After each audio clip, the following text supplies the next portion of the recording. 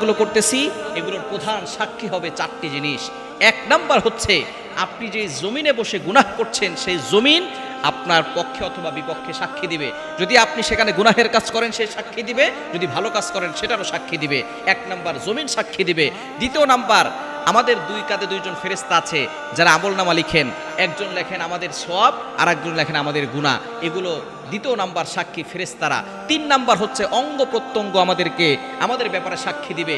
আপনি যে মুখ দিয়ে মানুষকে গালিগালাজ করছেন, মানুষকে কষ্ট দিয়েছেন, যে হাত দিয়ে আঘাত করেছেন, যেই পা দিয়ে গুনাহের দিকে ধাপিত হয়েছেন, এই হাত পা চক্ষু সবকিছু আমাদের বিপক্ষে কথা বলবে, এরা সাক্ষী দিবে। আল্লাহ তাআলা নিজে বলে দিয়েছেন সূরা ইয়াসিনের 65 নম্বর আয়াত, আল ইয়াউমা নাখতিমু আলা আফওয়াহিহিম ওয়া তুকাল্লিমুনা আইদিহিম ওয়া তাশহাদু আরজুলুহুম বিমা কানু ইয়াকসিবুন। সেদিন চোখ, হাত, পা, মুখ এগুলো সব আমাদের বিরুদ্ধে কথা বলবে, আল্লাহর কাছে সব কিছু বলে দিবে। 4 নাম্বার আল্লাহ নিজে সাক্ষী হবেন। সুতরাং আমাদেরকে গুনাহ থেকে বাঁচতে হবে, ভালো কাজ করতে হবে। ফামান ইয়ামাল মিসকালা যাররাতিন খায়রান ইয়ারা ওয়া মান ইয়ামাল মিসকালা যাররাতিন শাররান ইয়ারা। যাররা পরিমাণ নেক আমল করলেও আল্লাহ তাআলা দেখাবেন, যাররা পরিমাণ গুনাহ করলেও আল্লাহ তাআলা দেখাবেন। এজন্য অবশ্যই আসুন আমরা দুনিয়াতে ভালো কাজ করি।